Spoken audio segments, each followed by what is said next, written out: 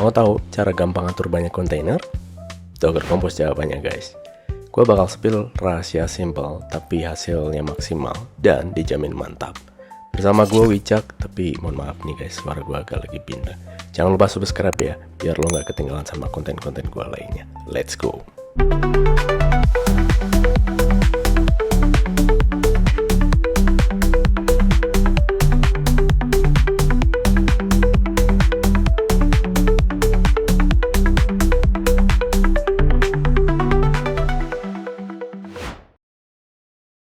Oke, kita akan bahas soal Docker Compose. Tapi sebelum kita mulai dengan Docker Compose, bagi kalian yang belum paham soal Docker, mungkin bisa cek video gue yang sebelumnya soal Docker One-on-One. Di sana gue ngejelasin soal dasar banget penggunaan Docker dari awal instalasi sampai deployment. Nah, di videonya bisa cek dilihat di sini. Kemudian kalau udah, kalian bisa balik lagi ke sini untuk kita bahas soal Docker Compose. Oke, let's go. Nah, kita akan bahas soal Docker Compose. Docker Compose itu apa sih? Docker Compose itu adalah tools lanjutannya dari Docker ya kemarin. Nah, bedanya ini tools lebih ke kita bikin sebuah instruksi file untuk bisa mendeploy aplikasi dengan multi container dalam satu file Docker Compose. Nah, file Docker Compose itu berbentuk Docker Compose.yml atau YAML, bebas mau pakai YAML atau YAML, dua-duanya bisa bekerja dengan baik. Dan kenapa kita harus pakai Docker Compose? Karena ini bisa memudahkan kita dalam memanage multi container aplikasi gitu. Jadi kita bisa install atau deploy aplikasi yang banyak ke dalam satu perintah aja gitu, dan kita tuang ke dalam Docker Compose file tadi. Kemudian kita juga bisa set aplikasi yang kita punya itu lebih konsisten ya di dalam kontainer itu. Kemudian kita bisa juga menghindari konflik dari beberapa aplikasi karena kita pisahkan aplikasi satu dengan yang lainnya sesuai dengan kebutuhan kita. Kemudian juga secara setup konfigurasinya juga lebih fleksibel ya. Di sini kita bisa ngatur apa aja yang dibutuhkan dari kontainer A dan kontainer B di Docker Compose file kita. Kemudian kita juga bisa scale up atau scaling down aplikasi atau kontainer yang kita punya dengan menambahkan beberapa banyak yang kita butuhkan di Dockernya itu sendiri. Kita mau run berapa banyak kontainer itu bisa kita set di Docker Compose filenya. Use case-nya kalau misalkan kita mau running kayak aplikasi yang multi stack ya, kayak misalkan ada front end, back end, database, jadi Docker Compose cocok banget buat kebutuhan itu. Jadi kita tidak perlu deployment satu persatu, kita tinggal tulis perintahnya di Docker Compose. Jadi kita bisa spawn multiple application dalam satu perintah gitu. Terus kemudian kayak kita pengen memastikan kayak nggak cuma aplikasinya doang yang konsisten, tapi juga secara dependensi lainnya juga ikut konsisten. Makanya kita kelompokkan dalam satu deployment di Docker Compose gitu. Dan biasanya kebutuhan ini bisa mempermudah juga untuk testing atau automation. Jadi nggak perlu kayak satu aplikasi running tapi dependensi lainnya nggak running. Makanya kita kelompokkan dalam satu Docker Compose gitu. Nah, ini minimum requirement-nya pastikan di PC kalian atau di laptop kalian itu sudah terinstall Docker pastinya. Kemudian Docker Compose nih udah terinstall. Biasanya kalau di Docker desktop mereka udah include, tapi kalau di server atau yang lainnya mungkin perlu install terpisah ya, tergantung dari OS kalian gunakan. Sama ya basic pengetahuan soal Docker, kalau belum bisa cek lagi di video gua sebelumnya soal Docker One-on-One series. Sana nanti bahas banyak sih. Kalau misalkan belum paham bisa going back to my previous video. Oke. Next, nah ini format dari Docker Compose kurang lebih seperti ini ya guys. Jadi formatnya itu bentuknya YAML file. Kalau kalian udah sempat familiar dengan YAML file, itu bentuknya kayak gini. Ada services, ini kemudian ada service name. Service name ini adalah nama dari service yang akan kita define gitu. Kemudian ini image-nya itu apa. Kalau di Docker tutorial sebelumnya itu adalah nama image yang akan kita pakai. Kemudian image tag-nya itu versionnya berapa yang akan kita pakai. Kemudian container name-nya ini adalah nama kontainer yang akan kita create. Kita mau namain apa kontainernya. Oke, sekarang kita akan bahas soal Docker Restart Policy gitu. Jadi ini adalah aturan Docker yang atur gimana caranya si Dockernya nge-restart aplikasi lo atau kontainer lo kalau terjadi sesuatu gitu. Intinya biar aplikasi yang di dalam kontainer lo tetap jalan tanpa harus ribet manual. Nah, itu pakai sistem restart policy-nya si Docker gitu. Nah, kita akan bahas satu-satu. Restart policy no ini defaultnya Docker. Docker nggak bakal nge-restart kontainer lu otomatis, baik kontainer lu mati gara-gara error atau Docker daemonnya kena restart. Jadi lu harus restart sendiri kalau mau gitu.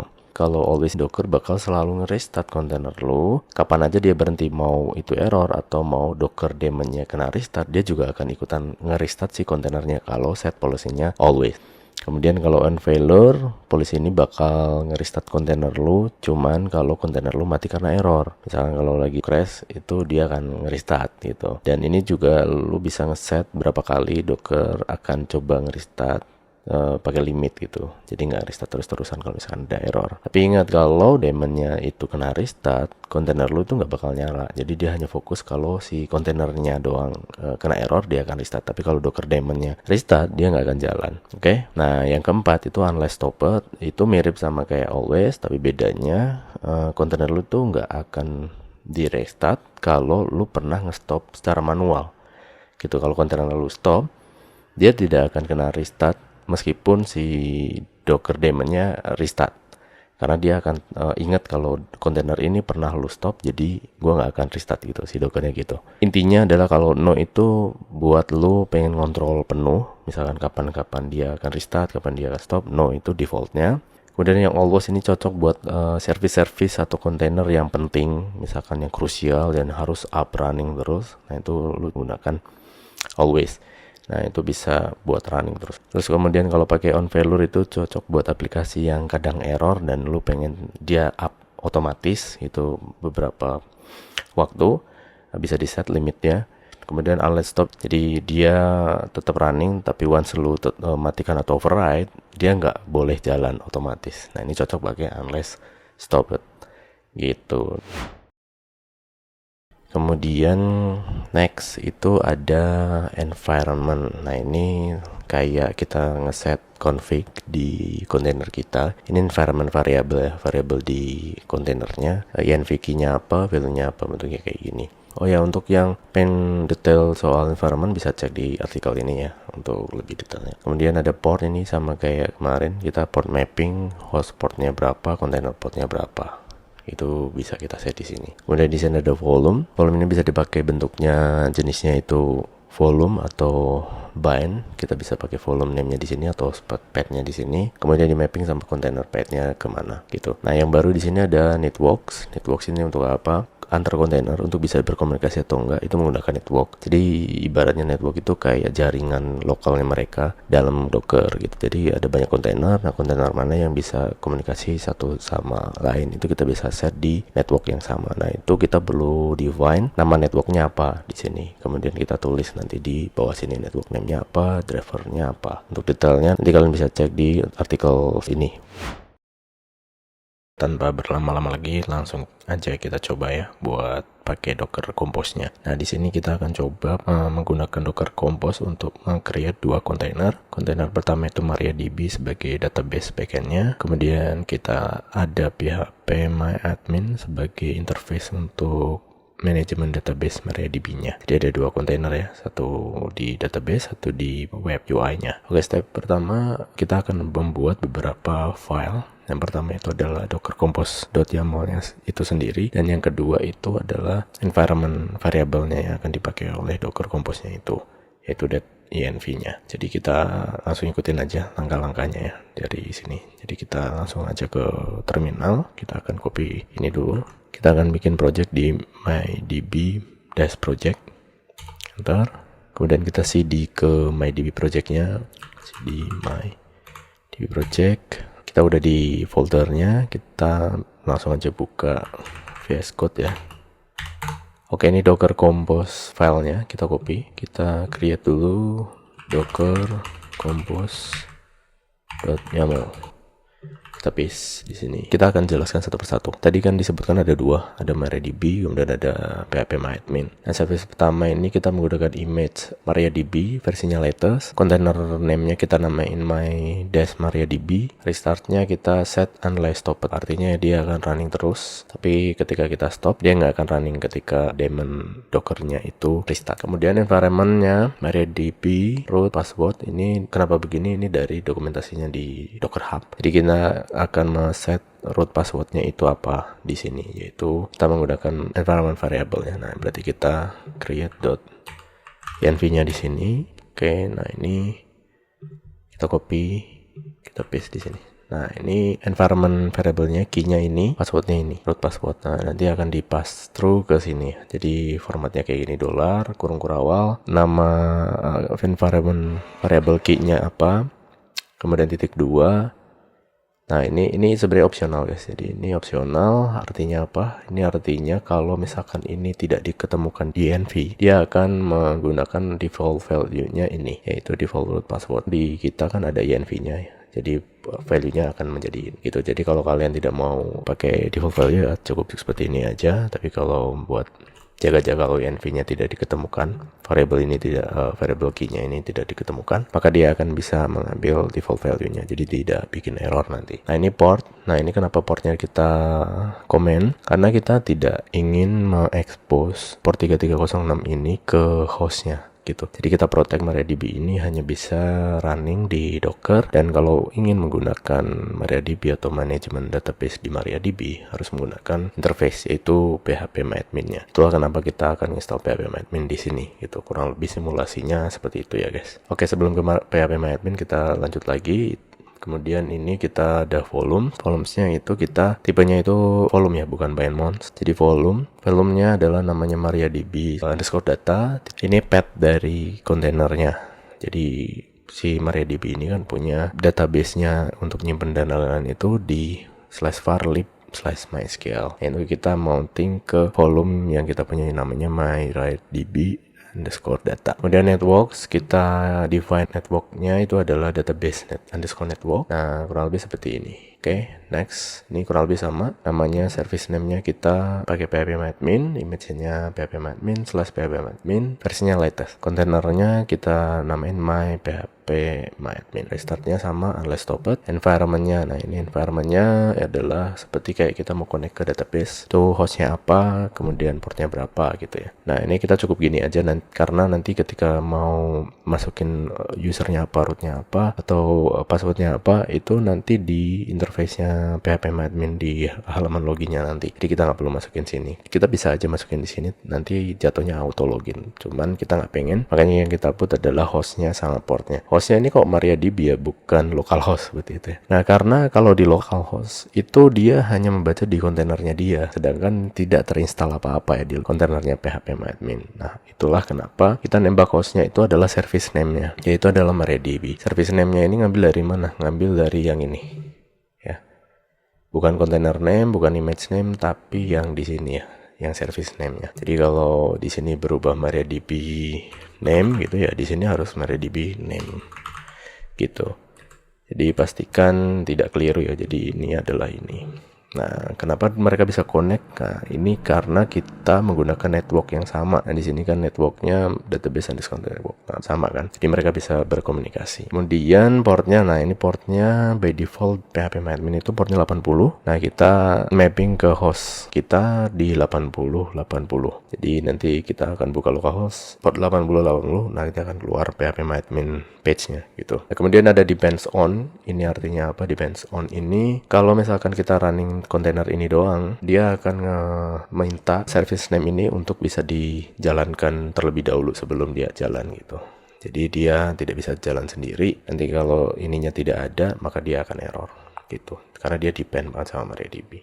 Oke, nah ini standarnya volume. Ketika kita nge-create sebuah volume di sini, kita juga harus nulis di sini MariaDB underscore data titik 2 gitu.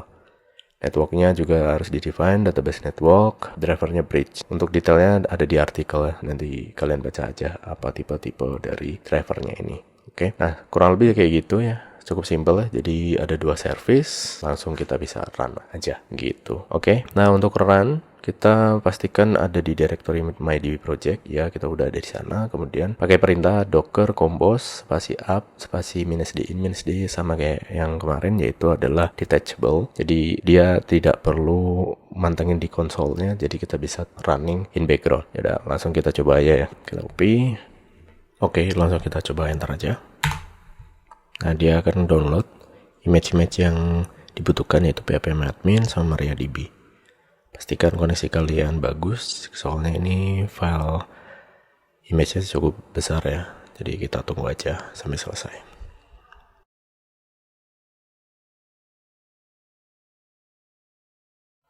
Nah, Ini udah berhasil di up, dan di sini kita bisa lihat network-nya sudah di create, volumenya sudah di create, kontainernya sudah di create. Coba kita cek ya di Docker desktopnya. Nah, ini kontainernya udah running dengan ada nama mydb dash project. Ini nama folder projectnya kita tadi yang ada Docker Compose-nya. Di dalamnya ada MariaDB, kemudian ada phpMyAdmin. Dua kontainer ini yang running ya. Jadi ini root foldernya ada di sini. Dan kita cek image-nya, ini berhasil di pull yaitu MariaDB sama phpMyAdmin. Kita cek di volumenya pun juga ada mydb project MariaDB. Jadi by default dia akan menamain volumenya berdasarkan folder projectnya dan si volume name-nya gitu. Oke, ini udah running semua. Kita coba tes ya. Ini port 8080 di browser. Nah, sekarang udah muncul ya phpMyAdmin-nya. Coba kita login ya. Ini root. Passwordnya tadi di env-nya itu adalah root password. Kita masukkan aja. Ntar. Nah, kita udah berhasil lah masuk di phpMyAdmin. Coba kita create database, misalkan db_test create. Oke, db-nya sudah berhasil. Kita coba apa ini ya di sini ya. Create table, misalkan tabelnya adalah book. Oke, create. Misalkan ID-nya ini integer, auto increment. Kemudian ada name. Kita varchar saja misalkan 100. Kemudian description kita misalkan varchar juga deh, nggak usah teks. Dan apa nih, is active itu aja deh, misalkan ini. Oke, misalkan aja contoh aja ya. Save description. Kita nggak boleh pakai dash karena udah pakai reserve keywordnya dari MySQL. Oke, kita coba isi ya. Insert. Oke, kita misalkan book 1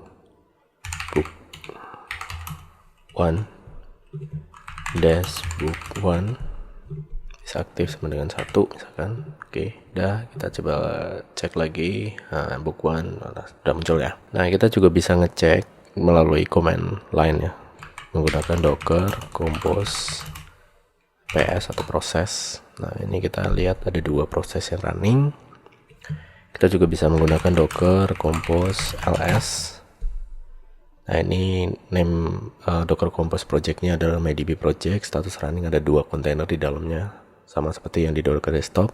Kemudian kita juga bisa ls min a show all kalau misalkan ada yang tidak running, tapi kebetulan kita hanya running satu project ya, makanya munculnya satu gitu. Nah, kita juga bisa nge-stop kontainer yang running menggunakan docker compose stop.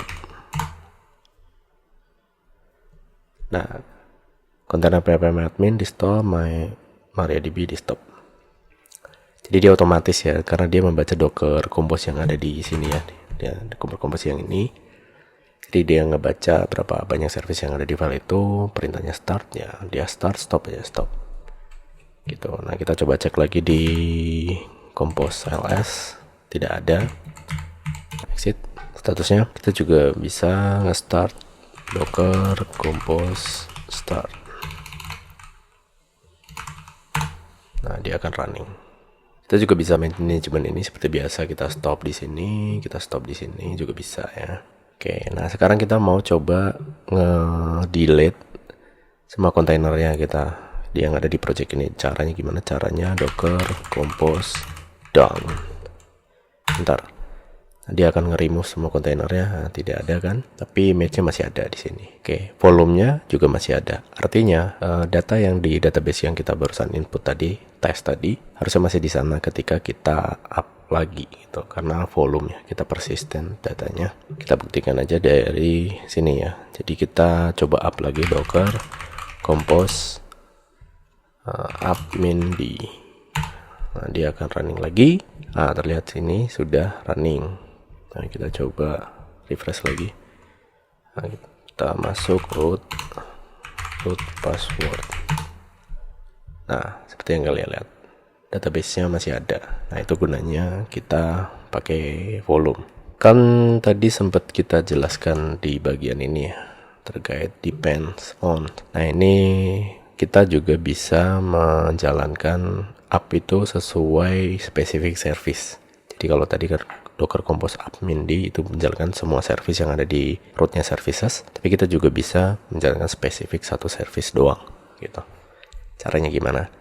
Caranya kita coba contohkan ya. Docker ini kita hapus dulu ya, Docker Compose down.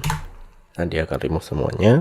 Misalkan kita mau running yang MariaDB doang, contohnya Docker Compose app Mindy spasi service name-nya yaitu MariaDB. Nah, seperti yang kalian lihat di sini cuma satu kontainer yang running gitu. Kita bisa cek di Docker desktopnya. Nah, di sini cuman MariaDB. Ini tidak bisa diakses karena kita nggak port mapping ke luar atau ke hostnya. Jadi ini tidak bisa diakses. Oke, kita remove lagi Docker Compose down. Oke, remove. Nah, sekarang apa yang terjadi kalau misalkan gua compose app yang phpMyAdmin? Kalian perhatikan bedanya ya. Docker Compose app Mindy phpMyAdmin. Nah, dia akan nge-create 2, bukan 1. Beda yang tadi ya. Dia akan nge-create MariaDB juga, dia nge-create phpMyAdmin. Kenapa kayak gitu? Karena di sini depend on. Ya, seperti yang tadi gue jelaskan di awal, depends on itu dia akan nge-create yang ini dulu sebelum dirinya. Karena dia depend ke sini. Jadi itu untuk ngejagain biar tidak ada miss ya di deployment kita. Ya paling gitu aja sih. So simple dan gampang kan untuk pakai Docker Compose. Selamat mencoba. Gimana? Udah makin jago pakai Docker Compose? Kalau kalian suka sama video ini, langsung aja kasih like dan komen. Jangan lupa subscribe karena di video berikutnya gue bakal ngajak lu untuk bikin project yang lebih advance menggunakan Docker Compose. Jadi stay tune biar nggak kelewatan. Thanks banget buat yang udah nonton. Sampai jumpa di video berikutnya. Bye.